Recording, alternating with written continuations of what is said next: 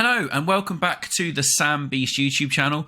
My name is David.foxen and welcome to ITAM Challenge number 4, where we ask the ITAM community, what would you do in the event of a mock scenario? ITAM Challenge number 4 actually has been requested by a follower of mine on LinkedIn, so I asked for extra awesome answers as it would be incredibly helpful to the person that requested the scenario. So let me paint the picture for you then. This is ITAM Challenge number 4.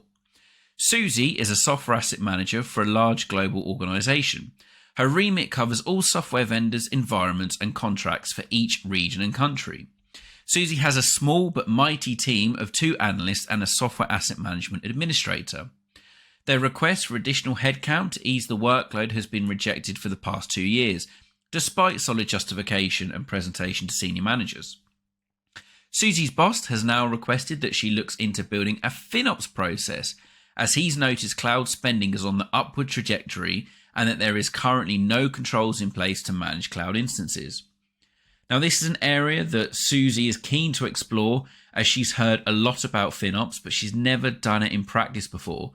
She's not sure where to start, she doesn't know how to start a FinOps journey, and especially she's not getting extra headcount, she's nervous about the workload on the SAM side of things.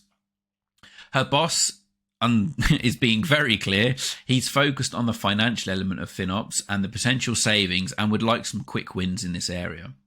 Susie, on the other hand, has been honest and said that she would much rather focus on a full FinOps implementation with processes and controls. She feels this would give her more time to learn about FinOps so that she feels more confident in delivering a practice and delivering savings ultimately. So remember, Susie's currently focused on SAM. She has a small team and has had her justification for additional headcount rejected for the past 2 years. Her boss wants her to look at FinOps as cloud spend keeps increasing. He wants savings and quickly rather than focusing on the governance control. Whereas Susie's not feeling 100% in her FinOps skills and would rather build the governance and controls to stop the rot and allow her to gain more knowledge and experience on the subject.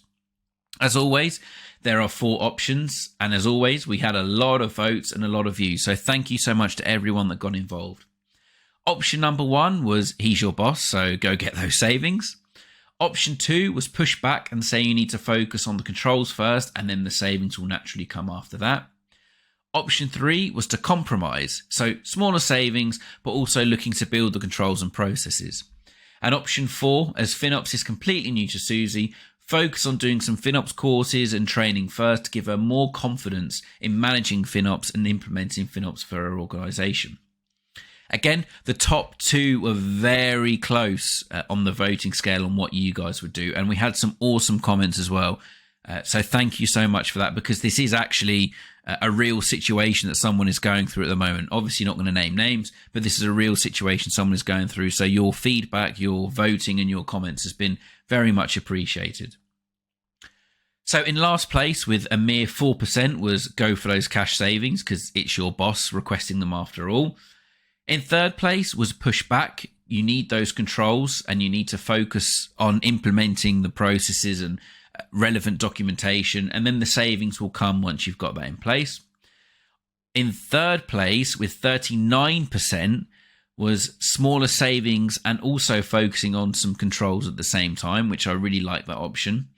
Pushing back, by the way, only had 17%, so that didn't really, put too much of a dent in there.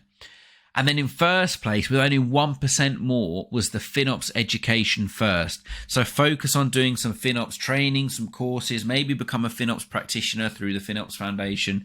Do that first, and then build your process and controls, because you've got that knowledge and that understanding of what FinOps is and the core fundamentals. And then as you build those controls, then naturally you can also start realizing those savings. Now, I personally like the top 2 that won. So the education first and then smaller savings and the controls. I really like that. In fact, I would suggest that you could potentially do all 3 in parallel if you've been granted that kind of bandwidth and that kind of approval to go and do some training whilst you're trying to manage SAM and implement FinOps as well. If that is possible, then go for that, smaller savings, smaller control. It would take a bit longer to do the education side, but you're doing all 3 in parallel. So ultimately, you'll gain that understanding, you'll gain that knowledge, you'll be able to put that into practice, and you'll also meet your boss's requirements on achieving those savings as well. If that's not possible, then I like the smaller savings and controls option. The FinOps education is something that I personally am doing as well myself, and it is hugely beneficial and really valuable. But I fully understand that organizations may not have a training budget. You may have to do things yourself, self-funded, outside of working hours, etc. So that's not always as easy as it sounds on paper. Pushback controls needed. Yeah, I'm not 100% on that one. I think without knowing what FinOps is and having that education, how can you build controls if you don't know what FinOps is, if you don't know what the practice does? You're going to end up down a sticky situation of maybe implementing controls that don't work or aren't fit for purpose. So yeah, I don't agree wholeheartedly with that one. And the lowest one, obviously, the cash savings. He's your boss. Very bold people out there that would not to go with your boss's requirements and push back. So, kudos to you guys for standing up to your superiors. Again, completely agree. I would push back as well and say, look, we can't realize any cost savings because I'm not 100% confident I know how to achieve those. I don't know that would be sustained. We could go and turn off a load of cloud instances and then without the controls and understanding what they fully do, cause an impact out in the business, or that they'll just end up coming back on again and you're in the same position. So yeah, I must admit that is definitely not the option that I would go with. So in summary, FinOps education, smaller savings and controls in parallel is the ideal situation in this one. And thank you all so much again for all of your votes. Head over to my LinkedIn page where we'll be doing ITAM Challenge number 5. So if you want to get involved, have your say, drop a comment, leave a vote as well. Please feel free to do that. A link will be in the description down below. If you found this useful and you enjoy these challenge series, please don't forget to leave a like. And if you haven't done so already, please subscribe because it really helps out the channel.